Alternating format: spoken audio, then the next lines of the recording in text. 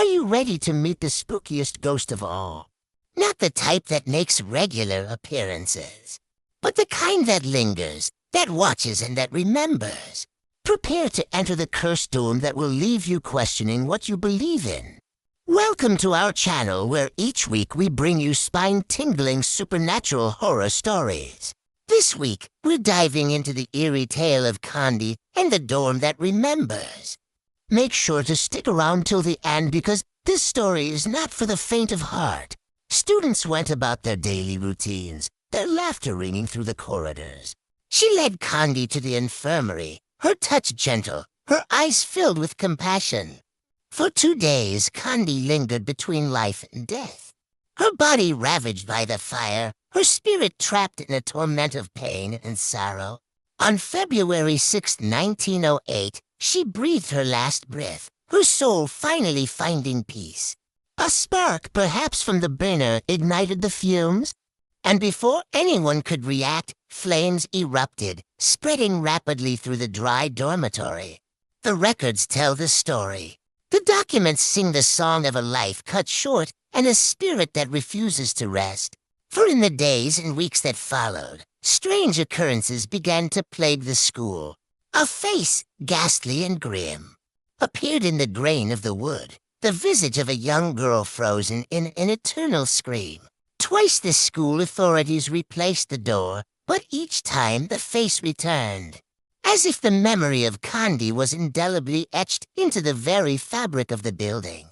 Eventually, the room was sealed off, the door removed, and locked away in the school's basement. Footsteps, they say, were heard at night, soft and gentle, echoing through the empty corridors. To this day, those who walk the hallowed halls of the university tell tales of a ghostly girl in a long white gown who appears at the end of the hallway only to vanish into thin air. Some say the lights flicker when someone passes by the old room, while others claim to hear the ghostly echo of footsteps or whispers. Whispers, too, carried on the wind, mournful and melancholic, as if Condie herself was searching for solace.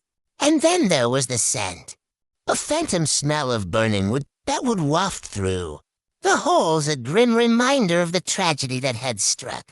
Condie awoke to the smell of smoke and the sound of her roommate fumbling in the darkness.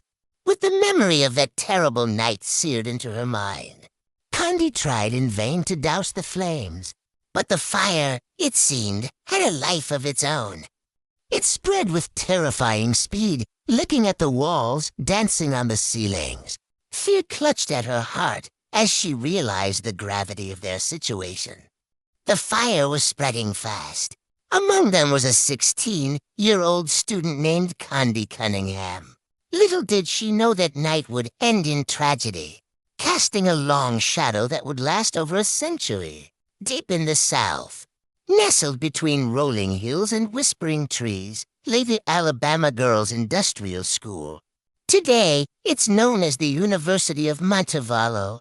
She stumbled down the hallway, calling for help, her voice echoing in the vast emptiness, as if in a nightmare.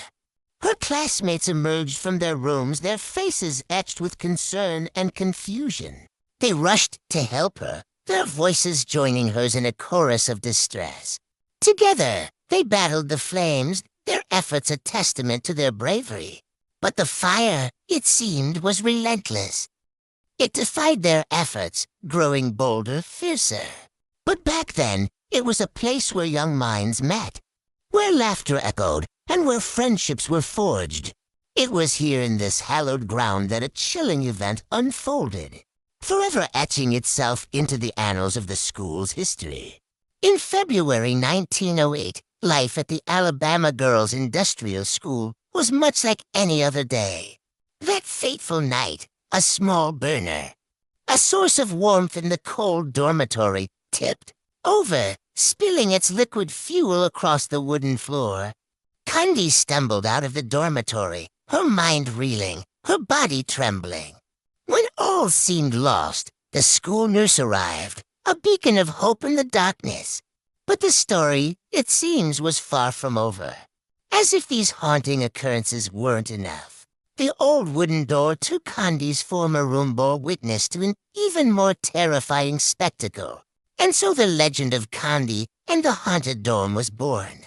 It's a tale rooted in reality, a tragic event that unfolded in the heart of Alabama. This chilling narrative is not merely a campfire story.